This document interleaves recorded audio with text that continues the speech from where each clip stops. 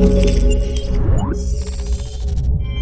what's going on guys, Arekkz here, welcome back to another Division video, and in today's video we are finally going to be taking a look at the Tommy gun. I've been wanting to do a video on this gun for quite some time now, but as I'm sure a lot of you guys are painfully aware, some of these named weapons in the game are rarer than a shiny Pokemon. So much so that this isn't even my Tommy gun. I want to give a massive shout out to my buddy HanSolo21 for very kindly letting me use his account to record this video.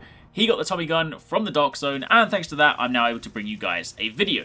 I also wanted to make a video on it now because with patch 1.6 and Last Stand approaching, who knows what's going to happen to these weapons. They may well just become irrelevant and get added to the museum of named weapons in the stash.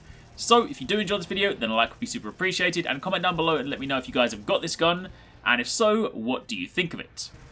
Now, first up, let's take a look at it. I actually really like how this gun looks. I feel like I should put on that American Gangster cosmetic set that's on sale and go all Bugsy Malone with this. But before I dive into the weapon specifics, it is important to realise that there are actually two versions of this gun. There is the Tommy gun, which is this one, but there is also the Thompson M1928. Both of them look very similar, however the Tommy gun has a higher rate of fire and a bigger base magazine size, meanwhile the Thompson has a higher base damage and therefore better firearm scaling. Tommy gun comes from the field proficiency caches and Dark Zone supply drops. Meanwhile, the Thompson comes from underground caches, survival caches, and I believe also proficiency caches. Either way, that is the difference, otherwise they are pretty much the same. They're both SMGs and they both carry the same unique talent. So, turning our attention to the Tommy gun, it comes with two random talents, and in this case, Han Solo actually has a pretty nice role with Deadly and Responsive. Responsive especially so given the typical engagement ranges that you'll be using this gun in.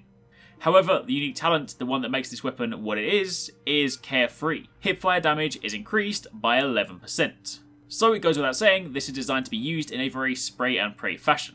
If we test it out in the firing range, you could of course see the standard damage values when you aim down sights, but when you then go to hip firing, you're able to benefit from the 11% damage boost.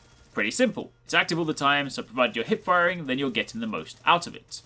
As for mods, this is pretty limited. It comes with one mod slot, not even a slot for weapon skins, so your only option here is to extend the magazine. By default, it has a mag size of 50, but with a decent mod, you can push that up to 100 and also boost the default 800 RPM in the process.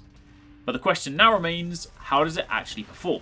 And the first thing you need to know is that this is going to be a bit of a risky weapon to use in PvE if you just throw it on a random build and don't say spec a little more specifically towards it. If you want to hip fire all the time, then you're going to need to get pretty close to your enemy, and of course factoring in typical enemy engagements and the way that they spread out, chances are you're going to get a lot of heat in the process. The nice thing is, however, that blind fire from cover also counts as hip fire, so if you have, say, a shotgunner closing in on your cover, then blind firing over the top of course allows you to benefit from the 11% damage boost, meanwhile staying relatively safe behind cover.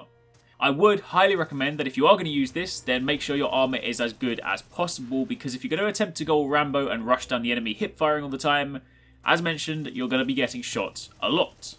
Of course, when you factor gear into this, some decent options would either be to run this in an alpha bridge setup and snag some extra talents for your Tommy gun or your Thompson in the process, in turn making it a little bit more lethal, or alternatively running this with a D3 FNC set. Sure, you lose the crit, but if you're up in the enemy's face with a shield, then you're still able to benefit from the 11% hipfire damage bonus, all whilst remaining relatively safe behind a shield. Also throw in something like Barrett's chest piece and then you could be on to a winner. So it's safe to say that you have options. It's definitely a fun weapon to use, that's for sure. Is it the best? No, not by a long shot. But can you use it and do some good damage and make it work? Of course.